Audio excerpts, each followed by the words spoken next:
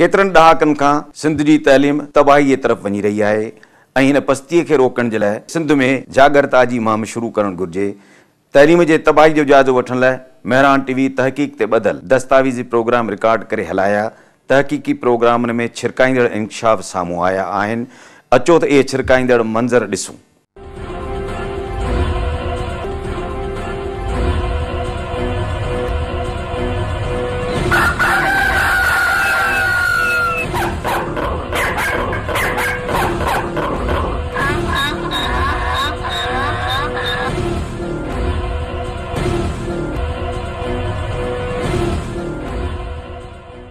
महरान TV ते तइलीम जे तबाही जे छिरकाईंदड़ इंकशाफनि खां पोइ हर साल जिया हलंदड़ साल बि 1 खां 7 फरवरी ताईं तइलीमी हफ़्तो मल्हायो वियो।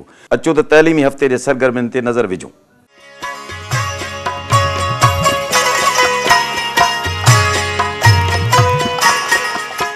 महरान टीवी तरफ़ां तइलीमी हफ़्ते जो इफ़्तिताही तक़रीब हैदराबाद में मच कचहरी सां कई वई, जंहिंमें सिंध जे मशहूर तइलीमी माहिरनि अदीबनि ऐं दानिशवरनि पंहिंजा वीचार वंडिया। तइलीम सां तरबियत तमामु ज़रूरी आहे, डिसिप्लिन तमामु ज़रूरी आहे ऐं जेकॾहिं उस्ताद सही आहिनि, पढ़ाइनि सही था त इंशाअल्लाह इहो मसइलो ई पेश कोन थींदो। हिन ई उनवान मां असीं सम्झी सघूं था, सभई सम्झनि था त सिंध में तइलीम आहे ई कान जंहिंखे बहाल कराइणो। असां जे रड़ियूं था कयूं, सिंध यूनिवर्सिटी उस्ताद कोन पिया पढ़ाइनि, 27 ॾींहंनि खां अमल पढ़ाइण जो ठप लॻो पियो आहे। 20,000 शागिर्द आहिनि त 40,000 माइट किथे आहिनि। तइलीम हफ़्ते जी शुरूआत 1 फरवरी ते जामशोरो में मॉडल स्कूल में तइलीम जी मशाल ॿारे कयो वियो।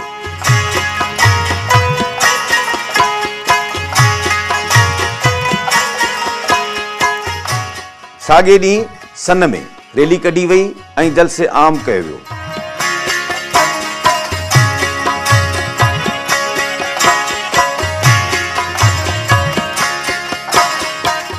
साॻे ॾींहुं सेवण में पिणु रैली कढी वई ऐं जलसो कयो वियो।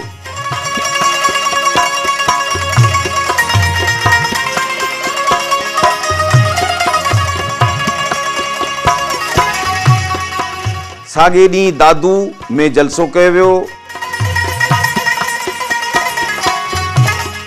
उन खां पोइ मेहड़ में वॾी रैली कढी वई जेका पूरे शहर मां थींदी ऐं आख़िर में सेमिनार मुनक़िद कई वई, जंहिंमें तइलीमी माहिरनि ऐं उतां जे उस्तादनि शागिर्दनि जे माइटनि ॻाल्हायो। जेको सिंध जे तइलीम जो दुश्मन आहे सो असांजे ॾाढो गद्दार आहे, गद्दार आहे, गद्दार आहे। 2 फरवरी ते लाड़काणे में रैली बि कढी वई ऐं सेमिनार बि कई वई।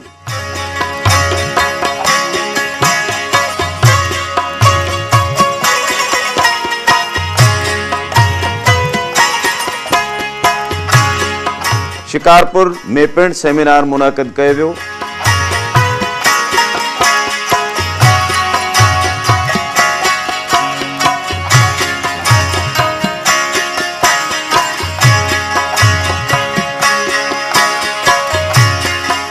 जैकबाबाद में तइलीमी सेमिनार करे माण्हुनि में जागरता पैदा कई वई।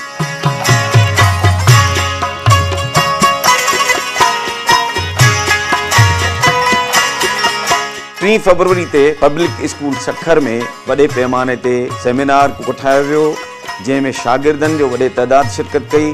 साण साण तइलीमी माहिरनि ऐं उतां जे चूंडियल नुमाइंदनि पिणु शिरकत कई।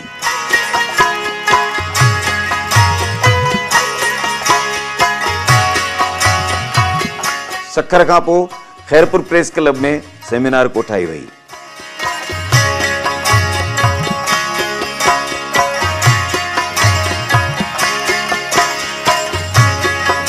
4 फरवरी ते मोरो में सेमिनार मुनक़िद कयो वियो।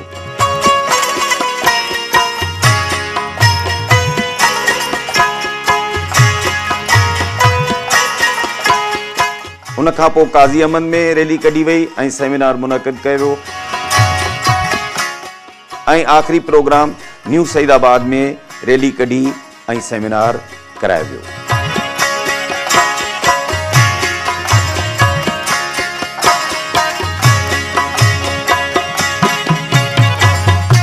पंजी फरवरी ते हाला में सेमिनार कयो वियो।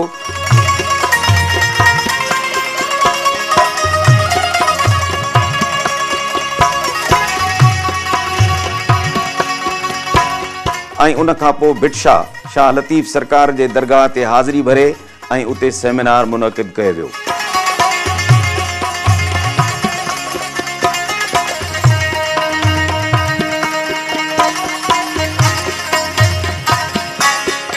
छहीं फरवरी ते बदीन में सेमिनार मुनक़िद कयो वियो।